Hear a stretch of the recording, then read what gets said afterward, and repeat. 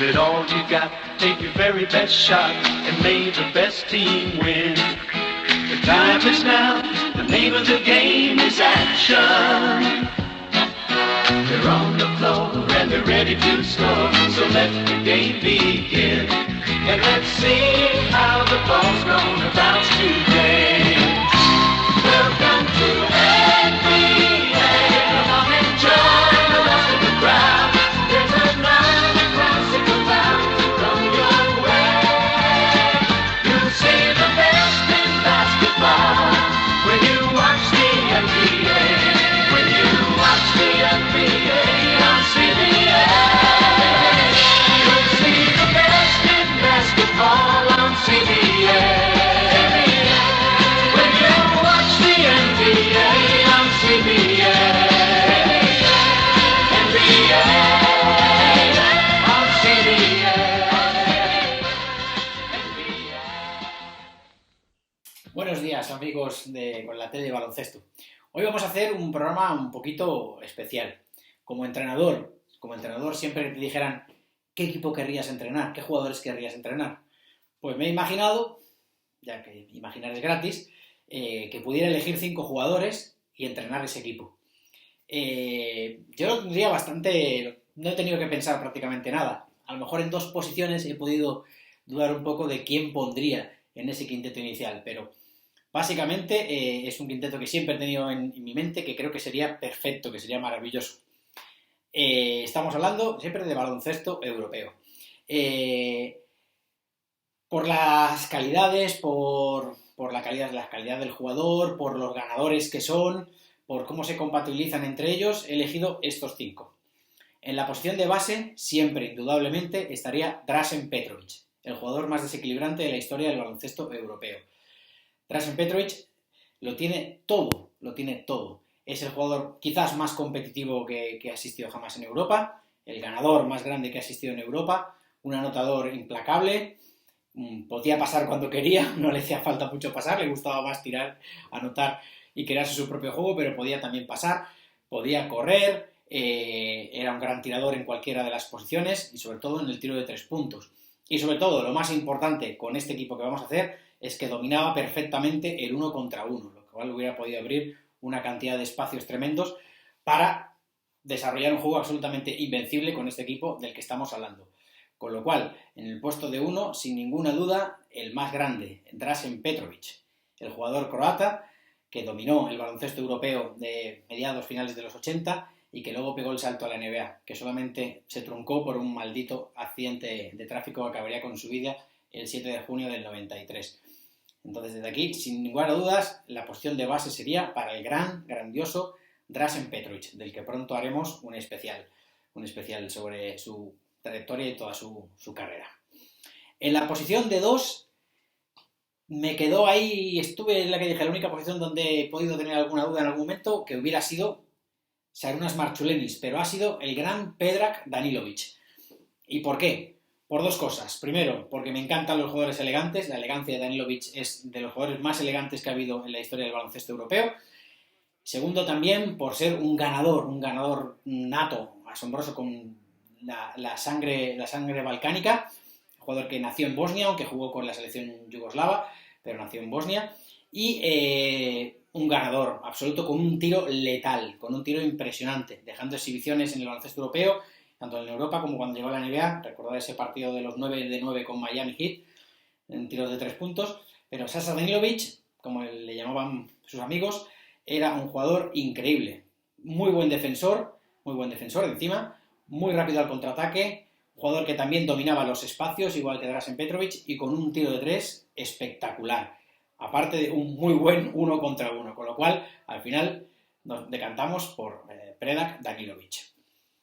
En la posición de 3 he tenido una gran duda porque hay un jugador que lo tengo siempre, es de mis grandes jugadores, primero por su talento, segundo porque tuve la oportunidad de conocerlo y se portó muy bien conmigo siempre, que era Dejan Bodiroga, pero al final me he tenido que decidir por el grandísimo Toni Kukoc, que vamos a hablar del jugador croata, que no sepamos ya, tanto en Europa, en la Yugoplástica, luego Benetton de Treviso, como su increíble paso por los Chicago Bulls, luego ya jugaría más franquicia de la NBA, pero sobre todo se hizo grande los Chicago Bulls con Jordan y Pippen en aquellos anillos de los Bulls. Toni Kukoc domina todo, aunque defensivamente no era gran cosa, tampoco le hacía falta, con unos brazos gigantescos podía también taponar sin ningún problema. Era un jugador que dominaba todos los aspectos, quizás es el jugador de baloncesto total, dominaba todos los aspectos, un gran tiro de 3 puntos, un magnífico 1 contra 1, podía postear tranquilamente con sus 2-7, no podemos olvidar cuando recibía espaldas del aro, se giraba y soltaba ese increíble brazo, esa increíble bandeja con la mano izquierda. Jugador que dominaba todos los conceptos del juego, el pase, el bote, el tiro, podía correr, podía jugar de 4 como terminó jugando en la NBA. Un jugador asombroso Toni Kukoc, jugador absolutamente completísimo. Quizás le faltaba un poquito ese carácter ganador, como ya demostró en la selección croata una vez que falleció Dražen Petrovic, pero no podemos obviar de que quizás sea el 3 más importante que hemos tenido en el baloncesto europeo y uno de los más importantes en la historia del mundo, incluyendo NBA. Con lo cual, unimos en la posición de 3 al gran Toni Kukoc, que montamos un trío balcánico en el perímetro con Petrovic, Predrag, Danilovic y Toni Kukoc. Hacemos un trío increíble que podían generar todos los espacios del mundo, capaces de tirar todos de fuera, de jugar 1 contra 1, veloces, 3 dominadores del pase. Hace un trío, un perímetro espectacular. En la posición de 4, el grandísimo, mi gran ídolo, el que me hizo amar el baloncesto, Fernando Martín, el jugador español, nacido en Madrid, que se truncó también esa carrera en aquel maldito 3 de diciembre, un accidente de tráfico del año 89. Fernando Martín se complementa perfectamente con estos jugadores que hemos nombrado y con el que va a ser el 5. Fernando Martín fue quizás el mejor pivote europeo en correr la transición, en hacer de tráiler, en correr la cancha de una forma espectacular. 2.05, con una fortaleza física impresionante. Haría muy bien el trabajo sucio para el 5 que vamos a hablar. Era un gran reboteador, tanto en ataque como en defensa. Dominaba fue el primer de los primeros pivotes europeos que dominaba el gancho con una facilidad tremenda, una gran mecánica. Era capaz de anotar con facilidad, se podía ir a 25 o 30 puntos sin ningún problema. Y bueno, tenía una fortaleza física, una defensa tremenda, y en ataque era capaz de ganar la posición hasta el máximo. Recordar aquellas batallas con el gran Audi Norris. Entonces creo que Fernando Martín se complementa perfectamente con los jugadores que estamos diciendo, sobre todo por su forma de correr el tráiler y por su forma de luchar y de rebotear y de jugar 1 contra 1 en el poste bajo, ¿vale? Incluimos al gran Fernando Martín. Y en la posición de 5, el complemento ideal. No puede haber otro. El gran zar, Arvydas Sabonis, el jugador lituano. Su sola presencia en los dos lados de la zona causaba pavor. Aquí perfectamente Fernando Martín le podría hacer el trabajo sucio, que es trabajar por el rebote y pegarse con todo el mundo. Sabonis solo tendría que distribuir. Curiosamente es el mejor pasador de todos los que hemos hablado anteriormente. Distribuir tanto del poste alto como del poste bajo. Acordaros, es muy fácil encontrar vídeos en YouTube. Cuando posteaba, le llegaba el balón y simplemente ni lo cogía. Directamente le llegaba y lo cambiaba de un lado para otro. O desde el poste alto como por detrás de la espalda, o simplemente distribuyendo. Era capaz de crear el juego de una forma impresionante. Entonces, tanto Fernando Martín como Sabonis podrían ir intercambiándose en poste alto, poste bajo, y yo creo que sería un equipo tremendamente imbatible, absolutamente imbatible. También el tiro de 3 puntos de Arvydas Sabonis, imaginaros, con un equipo con ese perímetro y con la fortaleza que te da Fernando Martín en el rebote, o que te da Toni Kukoc en el rebote de ataque, a Sabonis tirando de 3. Es tremendo. Si lo pensáis, el pick and roll que podría llegar a hacer entre Sabonis y Toni Kukoc, subir, bloquear, continuar, dando la opción a Sabonis a tirar de 3, pues realmente sería un equipo asombroso. Cambios defensivos, se podría ir Toni Kukoc con el defensor de Sabonis sin ningún problema, se lo podía llevar al poste bajo, lo podía sacar fuera. Creo que sería el equipo perfecto, el equipo más increíble para poder entrenar, el quinteto con más variantes tácticas, pero que a su vez podrías dejarlo que desarrollaran su juego, su táctica individual, su forma de generar espacios, y creo que realmente se convertiría en un equipo absolutamente imbatible. Entonces, por eso he optado por estos 5 jugadores: Dražen Petrovic, Predrag Danilovic, Toni Kukoc, Fernando Martín y Arvydas Sabonis. Sinceramente, creo que este equipo, enfrentándose al Dream Team, incluso estando todos en el gran momento, Magic en su mejor momento, Larry Bird en su mejor momento, todos esos jugadores en su mejor momento, seguiría ganando seguramente el conjunto americano, pero aquí sí que habría mucho que hablar si ponemos a todos, a los 10 a los 10, 5 y 5 en el mejor momento de su carrera. Hubiera sido el partido de la historia del baloncesto. Sin duda hubiera sido el partido de la historia del baloncesto. Creo sinceramente que al final habrían ganado los americanos, pero no hubiera sido nada fácil. No hubiera sido nada fácil. Desde aquí, hoy que es el capítulo 10, que es mi número favorito, el 10, quería hacer, pues eso, algo un poco especial.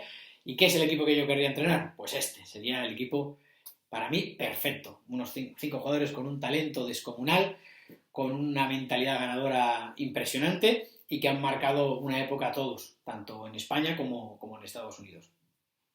Pues desde aquí dejamos el recuerdo de estos 5 magníficos que podrían haber hecho las delicias de todo el mundo. Bueno, como siempre, vamos a recordar los torneos de Navidad del Real Madrid. Y nos vamos a la Navidad de 1980. Se presentó un equipo brasileño llamado el Sirio, que venía con Marcel de Sousa y Oscar Smith, con lo cual era un equipo absolutamente anotador. Luego vino el Partizan de Belgrado, con el gran Kikanovic, con una de las grandes estrellas del baloncesto europeo, que podría haber entrado perfectamente en los 5 que hemos dicho antes. El Cotonificio, que ojo, ya venía con Andrés Jiménez, con Costa, con Estrada y con Freixenet. Freixenet, yo coincidí con él sacándonos el curso de entrenador nacional en Valladolid en el año 96. Fue un gran torneo y en el que vemos, por ejemplo, el resumen, Oscar Smith en los 3 partidos anotó 44, 36 y 28. Marcel de Sousa se quedó un partido sin jugar, los 2 que jugó anotó 30 y 26, al igual que Kikanovic, que se quedó un partido sin jugar, que anotaría 33 y 24. En el primer partido, los brasileños ganaron al Partizan y los yugoslavos, como siempre, sin no gustar demasiado perder, montaron un cirio tremendo. Y entre ellos le pegaron al árbitro. No sé si por ahí viene la sanción de Kikanovic. Sabemos que Kikanovic ya venía de intentar clavar las tijeras a Tino Meneguín en un partido en Eurobasket. Entonces es probable que por ahí viniera la ausencia de Kikanovic en uno de esos partidos. Al final, el Real Madrid se impuso al Sirio brasileño en la final por 96 a 93. Y los anotadores fueron el gran Wayne Bravender 34, Abromaitis 4, Juan Antonio Corbalán 14, Rafa Rullán 4, Randy Meinster 11, Indio Díaz, que había llegado ya al Real Madrid y se quedó sin anotar, Fernando Romay 4, Prada 12 e Iturriaga 13 puntos. Por el equipo brasilero, Paulinho 2, Saini 24, Marcel 26, Oscar 28, Follín 13 y Luis Washington se quedaron sin anotar.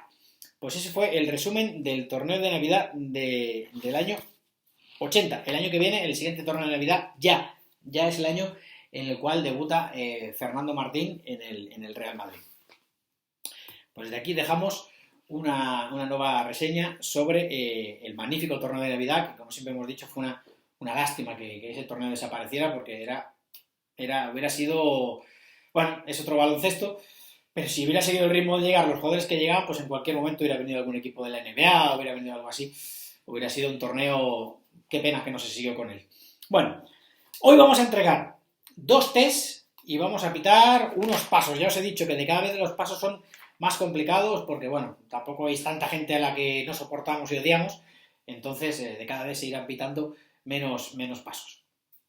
Hoy las tests es para un jugador infravalorado totalmente en el baloncesto español y que ha sido importantísimo. Y no es más que un personaje muy gracioso, muy simpático y que fue un gran jugador y que nunca se le valoró, que es el grandísimo Fernando Romay.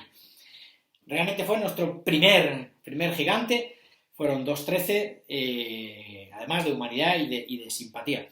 Un jugador, como hemos dicho, completamente infravalorado. Fue el jugador que nos dio el paso adelante para poder competir con la selección rusa, por ejemplo, la selección yugoslava, sobre todo con los rusos, que eran en aquella época mucho más grandes, con Belosteni, con Sabonis, con Tachenko.